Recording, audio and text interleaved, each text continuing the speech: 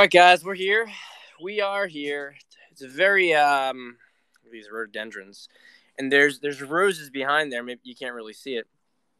Oh man, feeling a little bit sluggish today. A lot of drudgery. It's trying to get my taxes done for the year. So we've got an interesting wine today. Now I have to admit something here. Okay, I have a confession. I want to be fair. Okay, this is a Polish wine we're having today. All right, Polish wine. It's half bottle Polish wine. I want to be fair to Poland. Um, I put this wine in the freezer yesterday, just briefly to try to. I haven't done Lillet in a while, but I did pick up a bottle of Lillet. I can maybe bust that out another time. Um, so I put this in the fridge because we were having a dinner party yesterday, and a freezer rather, because I wanted to get it chilled up as fast as possible, and I forgot it in there. So the cork was like popped out this morning, the wine all frozen together. And so it's been thawing all day long. And I would be lying if I told you that it was very good. um, that said, I wanted to feature it. And I can tell you that I didn't really miss out on much. There's no offense to Poland. I love Poland. Oh my God, this cord looks ridiculous. It's got like a little like strap. Right, I'm rolling with it. That Polish wine is not good in general. Okay, but this comes from an area in Poland that does as best as it can do. This is a place called Zielona Góra, which is in the western Poland. So to give you guys an idea of the history here, I find this kind of history very interesting. This is an area which is in Silesia. So Silesia, very mountainous area, known, if you guys know history, you know that this is an area that was fought over between Germany, Austria, Poland, for a very, very long time in the 1600s, and was basically German all the way up through the end of World War II, when Germans were moved out of that area and Poles were moved in. So Poles from the east got, like Ukraine and Belarus, got shipped to Silesia, basically, which was overwhelmingly German. Certainly that part of Silesia was. There's a city now called Wrocław, which is a beautiful city. I haven't been to it, but it's a beautiful city from what I hear. In western Poland, it used to be called Breslau. So Zielona Góra is right near Breslau, and it's known as sort of the wine capital of Poland. Though you do have some on the Vistula River. Anyway, point of this is that this wine is very simple. It's very basic. It's not using any. Okay, there's it says Pinot Gris, Riesling, and Muscat Autumnal. Okay, Muscat Autumnal is, in my guess, going to be some kind of hybrid grape. You can taste that this is the kind of wine that you get from an area that doesn't really know how to produce wine well. So it's no offense. It's perfectly passable table wine. But one thing that you always get from areas that aren't really suited for wine growing is there's like a funkiness to them. And this wine has that. So probably has less of it because I froze it.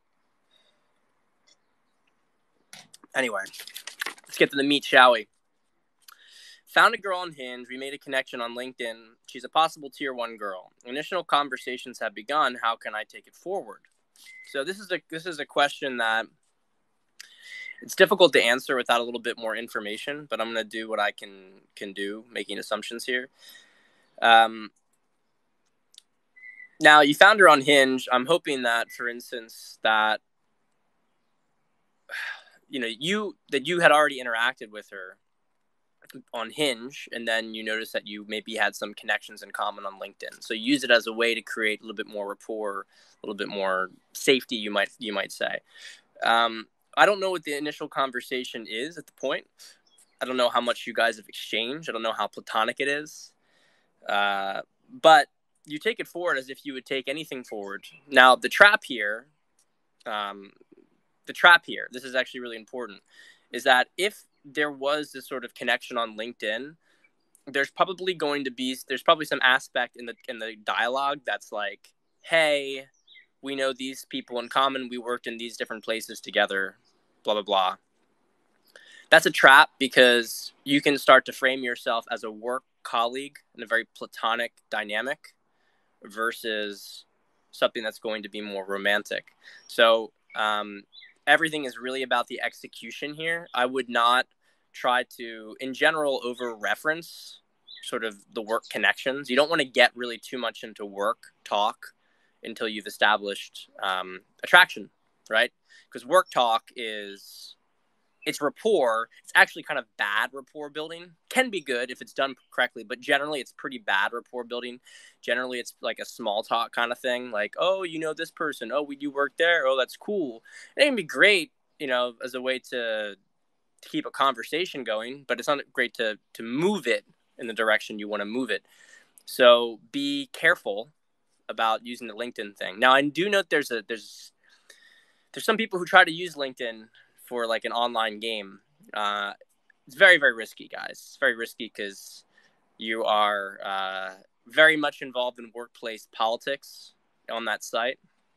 So, I mean, if you have a connection in common, that could be a good jumping off point for you guys. So I'm not saying it was bad. Just make sure you don't linger on LinkedIn. Don't linger on work. There are too many women. How to choose without getting swamped by newness. Well, I don't know. I'm making a presumption here that the too many women is related to online dating, where you're really inundated with different options if you know how to do online well, or you're good enough looking that you can get matches. The rule is always quality over quantity. Now, if you're starting off and you don't really have much of an idea of what you're doing, you might want to get a lot of quantity because you're going to churn.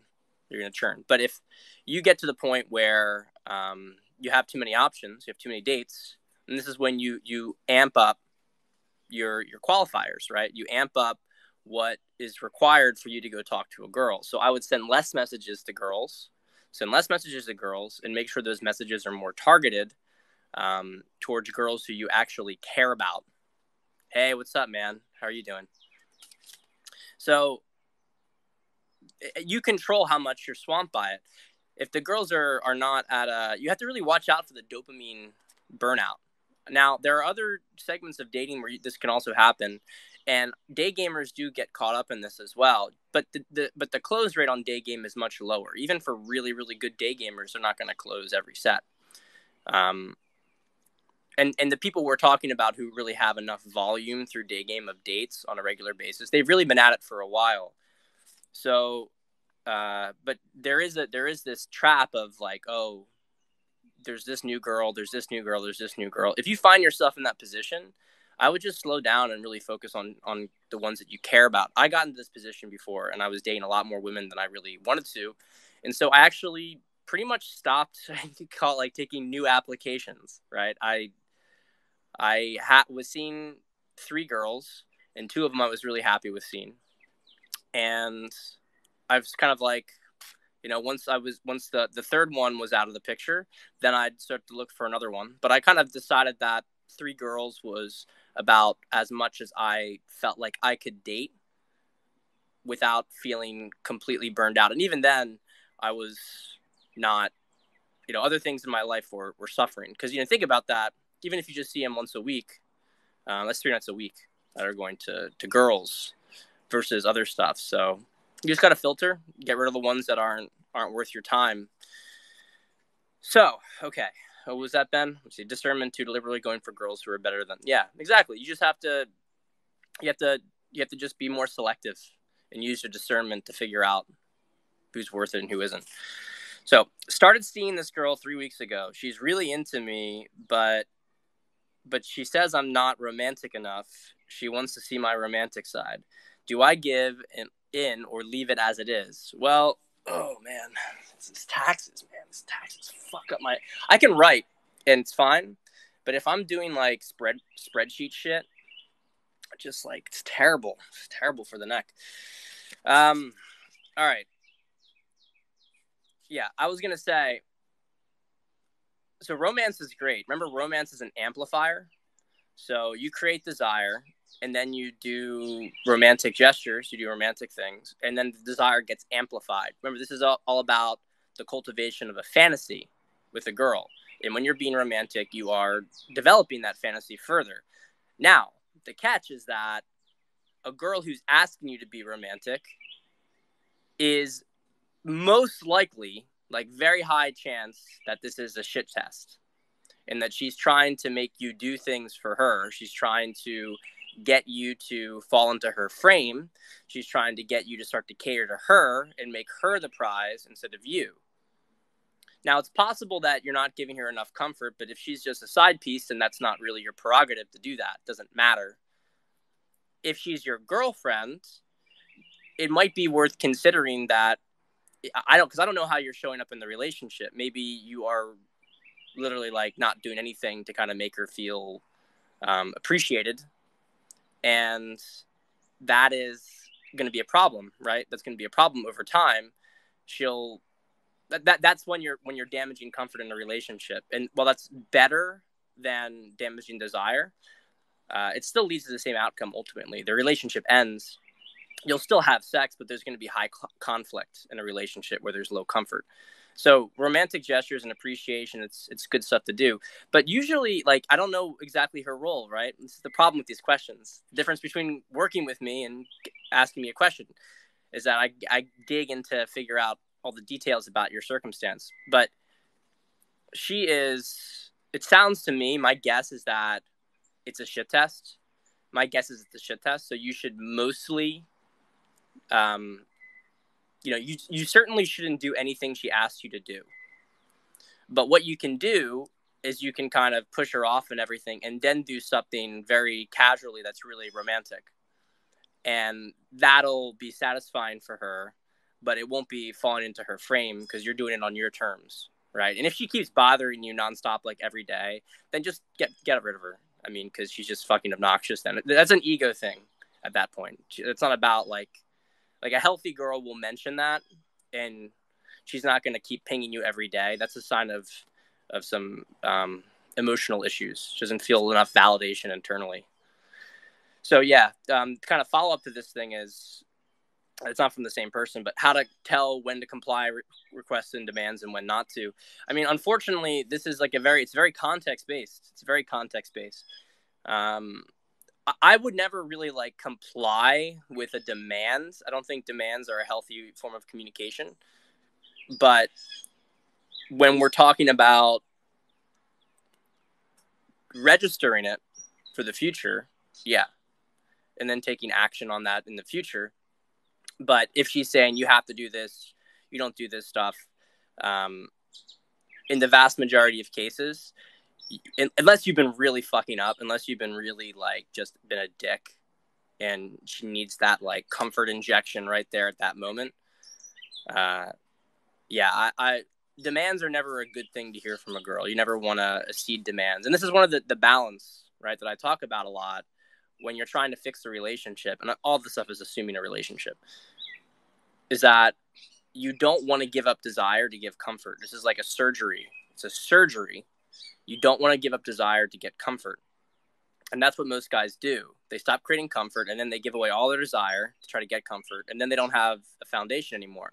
So you have to be very like patient with this. In either direction, be patient about fixing the relationship, because you have to hold your frame even as you give her more of that comfort. Otherwise, she's going to have nothing with you. Then she's going to think you're weak and you're an asshole, which is the worst place to be. If you're an asshole and you're strong, then you still got like a foothold. I mean, she may even be attracted to you still, right? I mean, she's going to be attracted to you still. There's enough there to work with. Yes, it's an art to giving them what they want without following orders. 100%. So, next one. Probably not appropriate, but was inspired from your earlier email about schlong size and vitamin D. I use Bathmate. They advise you when you're using Bathmate. Guys, aside Bathmate, well, I'll finish the question. It is advised when using Bathmate to look at porn. Are the negative effects of porn still there? Is this an exception, or should throw the entire thing away? The entire thing being the idea of looking at porn with a Bathmate. So, for those of you who are not aware of it, a Bathmate is basically like a penis pump, and it's from what I understand, it's a very effective penis pump. You get you can expect. What was it? Good Looking Loser on his blog talked about this a lot.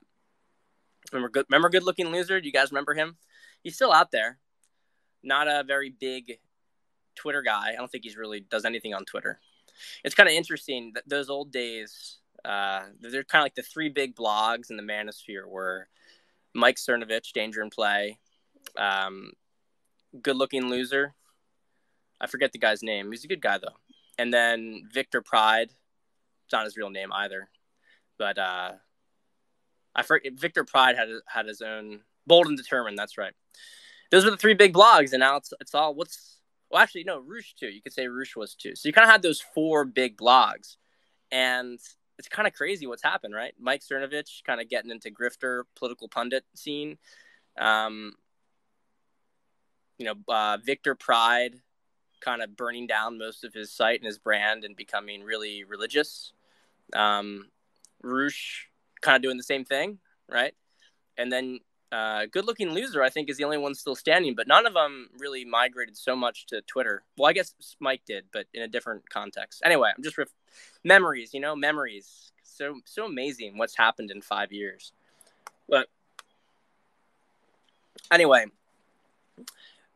the bathmate is supposed to increase the size of your dick, and as was posted just below, I think it does stuff. It does maybe a little bit more for the girth, although I've heard it does length too. Anyway, point of this is that looking at porn increases it. Well, that would make sense because porn arouses you, it overstimulates you, and so it would make sense that if you're doing some sort of stretching, penis stretching, that if you wanted, that you're going to want to, let's say, hit the stretch from as many angles as possible. So I get it. It probably makes sense. But you have to think about long term, is your dick going to get as hard if you're not, like, you have to think of it like a drug. Like, is your dick going to get as hard later on if you're not looking at porn, right? Is it going to feel as hard? So maybe you could use it tactically, and you could use it only for when you're using the bathmate. But then later on, you're going to have to, it's like kind of using like a drug selectively for gains. And to be honest, guys, I'm not really so convinced of the record of being able to maintain a lot of what you get when you use drugs. I know that you can. There's body hackers who do what they can with this stuff, and they'll cycle and they'll maybe use steroids for a bit and then go off of them, for instance. And I don't pretend to be an expert on this, so if I'm wrong about shit, you can call me out. But generally, once people get off steroids, they lose most of what they've built, even if they're working hard. So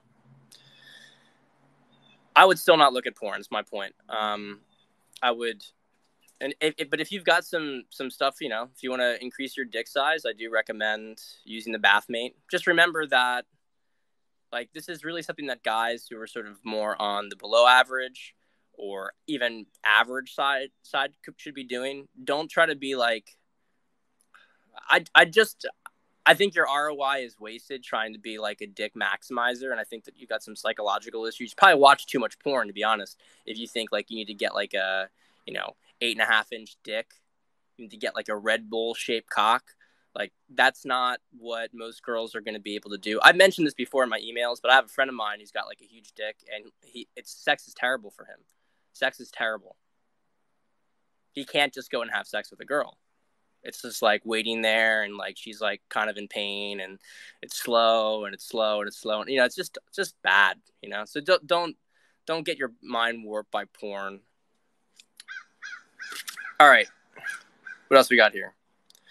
Female promiscuity are average numbers for young girls. Elaborate on the morning email. Well, yeah, I know girls. There was a girl I dated who, I forget. I probably asked.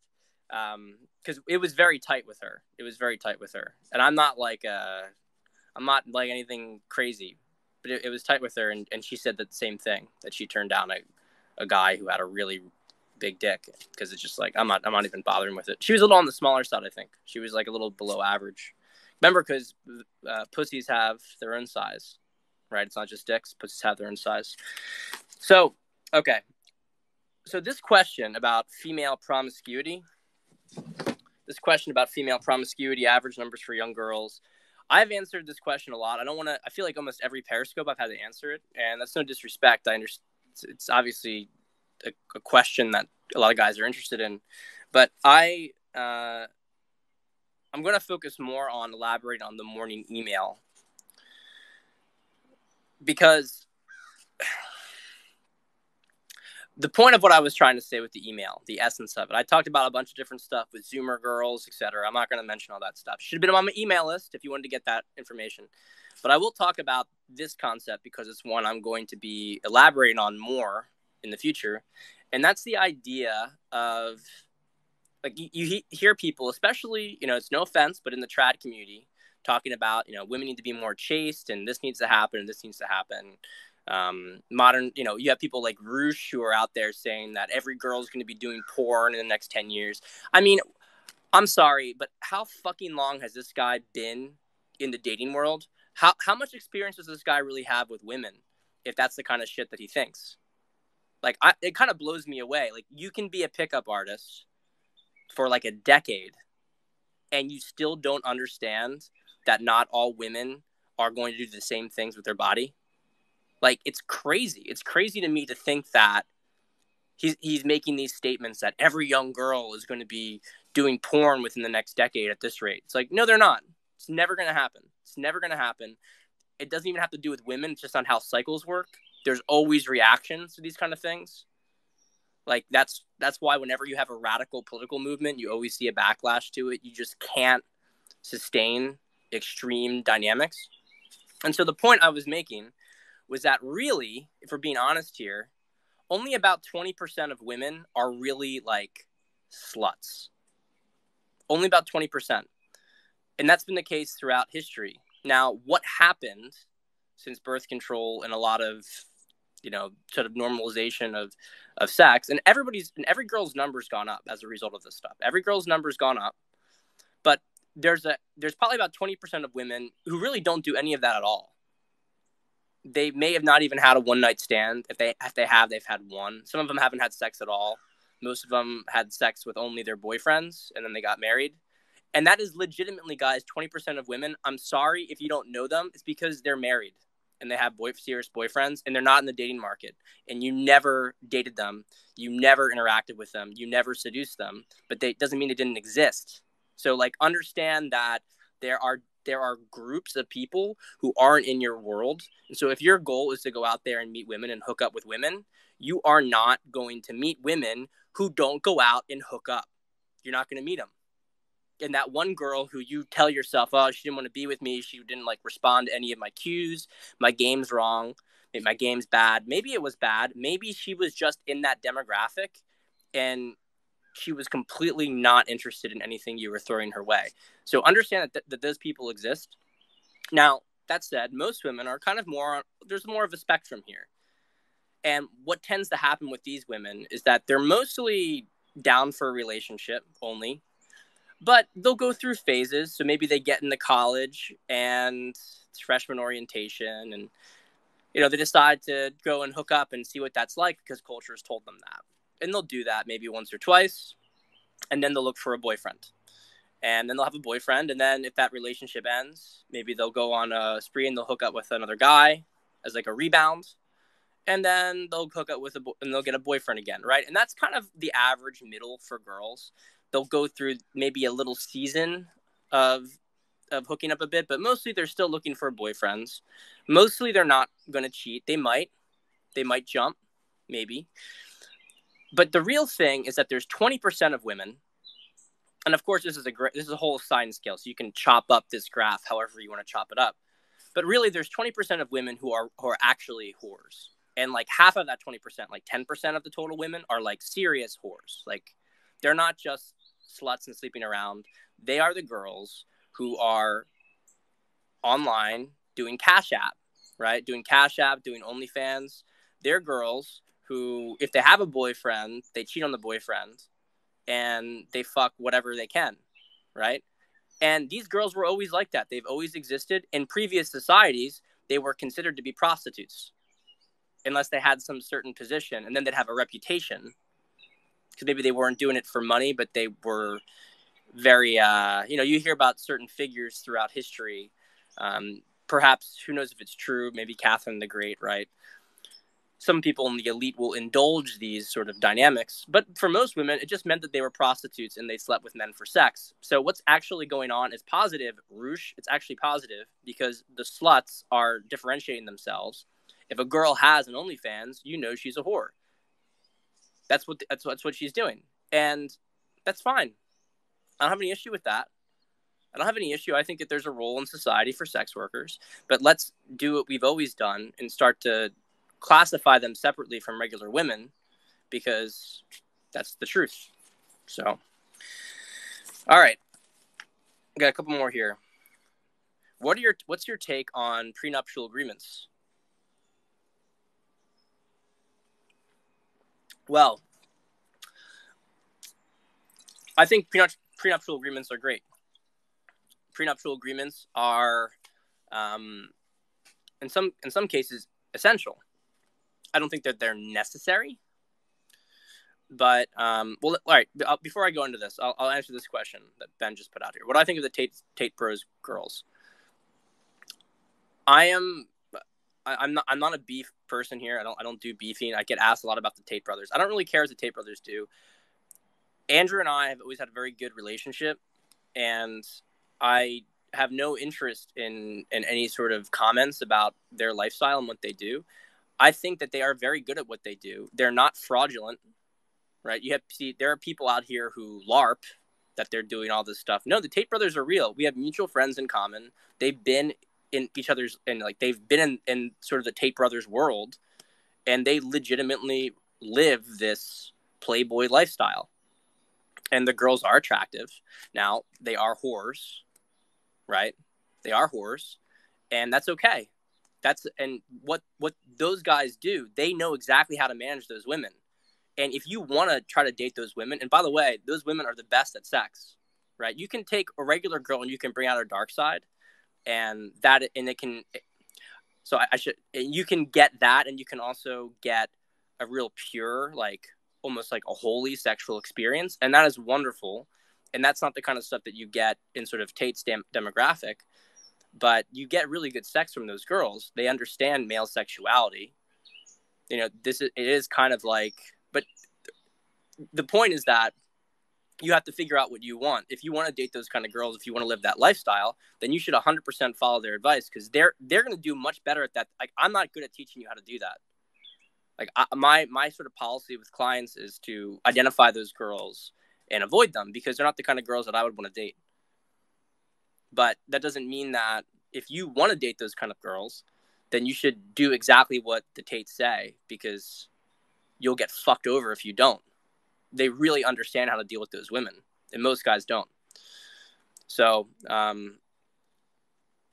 think that those women want to be treated the way that they're treated. They like that. They like that. You have to treat them like that, or they'll eat you alive.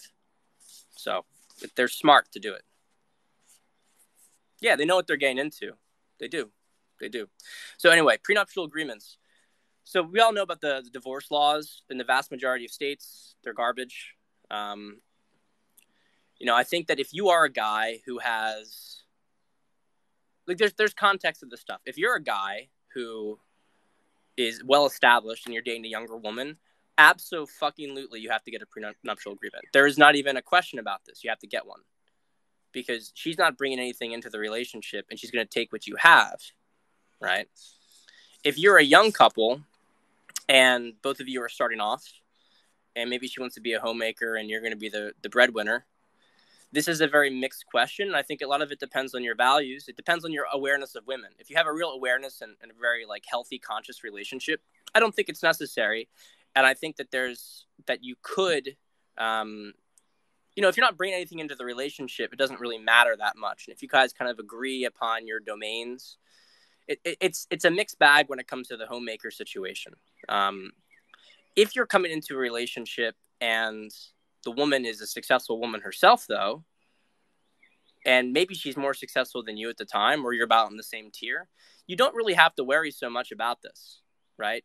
Look, I hate to do this. I don't, but it's a great example, right? Mike Cernovich, his ex-wife, was a super successful lawyer. She joined Facebook when it was a startup. So she got tons of Facebook stock. She got millions of dollars. He got millions of dollars from her. That's what people made fun of him. I think it was unfair, but they made fun of him and said alimony mindset because he got all this money from their divorce. I mean, if he had a prenuptial agreement, it would have been against him. So I think you have to suss it out and figure out what's the context is. But if you're a guy who's established, if you're an established guy, it's 100% you got to get a prenuptial agreement. And a woman who has an issue with that's ridiculous. It's ridiculous. If you're a guy who's out of college and you're both starting off, I don't know. I mean, I don't think the laws are fair, but I'm not convinced it's necessary because at that point you're supposed to be building a life together, right? So, for instance, in my relationship with my wife, I mean, I have a very big abundance mindset. So anything I lose, I feel like I can get back. I don't worry about that kind of stuff. I understand that other guys don't have the same sort of position or same belief structure. But if my wife and I were to get divorced for whatever reason, I would want to be fair to her, right? I would want to be fair to her because I learned, I mean, especially me with my business, I've learned so much from her. And so if we were to part, I wouldn't want to be trying to take everything for myself, right? I wouldn't care about that. Wouldn't matter. Even if I made more money, I wouldn't care about that. So, but they're really important. If you're bringing in a woman who's not on your level, yeah, it's really important, really important. So, context as always, right? Context and nuance. All right. How malleable are a girl's values and worldview, especially in youth? Well, it's a good question. So, a woman's values are predominantly shaped by her environment. Everyone's values are shaped by their environment, but women in particular are much more affected by social pressures. And the biggest pressure is their man, right? It's why single women and divorced women, single and divorced women, when I say that, single and divorced, they tend to take on the belief structure of the left, right? Because the left is associated with bigger government structures. Although note that's a very contextual thing right now, because remember it was women who brought the Nazis into power. But so big state is not necessarily a thing, but point I'm trying to make here is that they'll look to the government to be sort of like daddy, right? Whereas married women don't do that. And on average, right, married women are way, way, way more likely to vote with their husbands. So there's something very interesting there at the dynamic. Now, I think that when it comes to values, there is a very core value. There's a core value that can't be changed. It can't be changed, at least by persuasion and action. It can't be changed. Because it's too wrapped up in her identity. But I think that so long as you guys have a gradient, as long as she's like within the window that you're at, you can move her. But it has to be paced. And unfortunately, you see a lot of relationships where there's a lot of chemistry, but the girl and him have maybe because of trauma she had in the past, they just have very different values.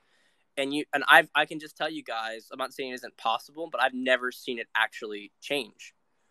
What I've seen is the girl negotiate and say, no, we can work it out because she wants to be with him, but she doesn't actually change her values or beliefs.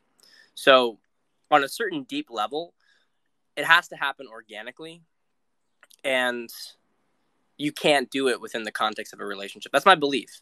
I think marrying a girl with values that don't match with yours is one of the worst things that you can possibly do because it always ends in heartbreak and you waste time. I can tell you that it's much easier to make a woman, it's much easier to bring a woman into your world and to fix a relationship if the values are on the same page. Because if the values are on the same page, more or less, right? I'm not talking about like a political view. Political view could be propaganda. I'm talking about a deep value here. And you have to look beyond that stuff, because if the values are the same, then there is a way to merge. Like if you have two people who are really, really deeply Christian, for instance, I'm giving an example, but one is sort of more like social gospel Christian, and one is more like conservative, right? You have the Christian backing there. There's a lot that they can build off together, and you can shift because you have something to pace her with and bring her towards your view, and other information can help to change it. But trying to get, for instance, if you're a really conservative Christian guy and you're dating an atheist, it's going to be very, very difficult for you guys to get on the same page, right? It's going to be very, very difficult. Some women are aware and open about these values. I don't know how aware they are of how much it really matters to them. And that's the thing. Women who are agnostic on values, easy to I mean, they just don't care about this stuff. What they want is for you to be masculine. And those women, it's fine. It's fine. And they'll tend to agree with you because what they care about is being with you. And guys, I would say that like at least half of women are like that. So when we talk about values, it's not necessarily political. A lot of the things we're talking about here are, does she care about having a family? Does she care about having children? What does she want to do, right? How does she want to live her life? What does she believe about the dynamics in a relationship? What kind of relationship does she want? Well, when it comes to personality types, I think that women who are more sensor-oriented are more impacted. You can see that propaganda affects types in different ways. I think that women who are intuitive feelers tend to be much harder to move on their own, versus sensors tend to be more easily moved. I think intuitives tend to be more persuasive than sensors when it comes to ideas. And so a sensor is more likely to move over in a direction. I can tell you, for instance, my wife and I, we have very similar values, but I've changed I've changed details of her belief over time, and so I'm usually one step ahead of her in whatever direction I'm going. That's true for my for my parents as well. So, but and that's good. That's what you should be doing as a man, right? That's also a sign that she is aligned with your leadership, that she's following what you're saying. She trusts what you're saying. I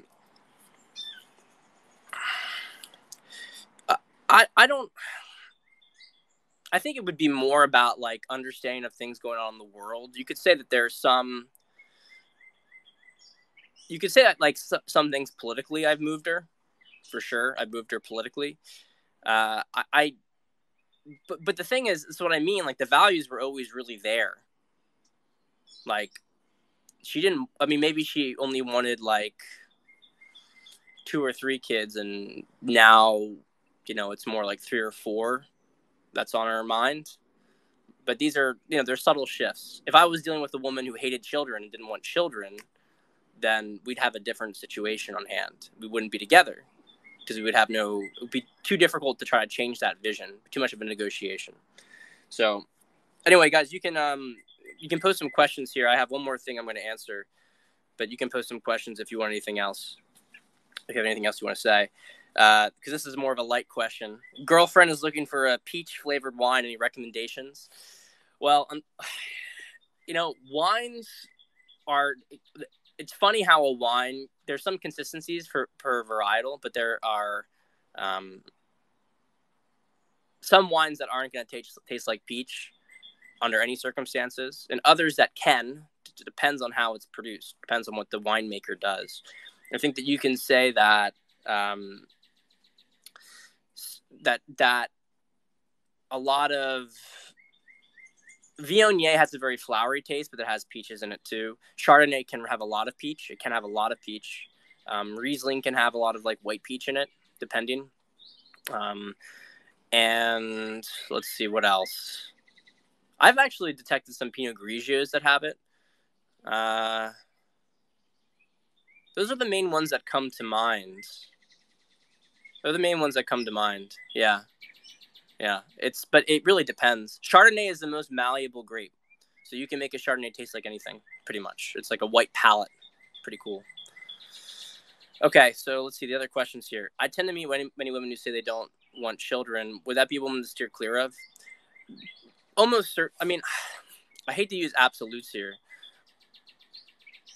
Where is that coming from for her, right? Is that coming from a position that you can tell that the propaganda is really strong and she just says it because everybody else around her says it, and if you challenge it, see how she responds when you challenge it, because she might start to shift her views on the entire thing. But I would say generally it is a red flag. A woman who doesn't want to have children is a woman who hates herself, right? She hates herself for a couple of reasons. First reason is that if she doesn't want to have children, it's because, okay, there are some women who are just very independent and don't want to, who are actually successful in children. I think there's a disconnect between them and their femininity, but that's a separate thing. Most women are not like that. Most of the women who don't want children, 9 out of 10 women who don't want children, they have self-esteem issues. They have self-esteem issues, and they're also divorced from their femininity. And so they have rejected their biological role as a life bringer. And they've rejected life itself because they don't want, they hate, understand the psychology behind child-free people. 9 out of 10 times, it's not because everything's so great and amazing. It's because there's some avoidance of responsibility, and usually just a belief that life is bad. It's a belief that life is bad, that this place is hell, and they don't want to bring anything else into it. And it's actually, I have a lot of compassion for people like that, because it's a real sign of pain in their past. A lot of these people were abused. Their parents treated them terribly. And so they don't want to bring any more children into the world because they associate bringing in children with their childhood. And they're not equipped enough emotionally to try to create a different experience. But all of that's a sign of mental damage. So I wouldn't go with it. I wouldn't go with it. Yeah, in this cruel world. Exactly. That's just, So, I mean, whatever. I don't have any interest in dating those girls. All right, friends. I think we're done here. Take care and enjoy your weekend. I appreciate you all.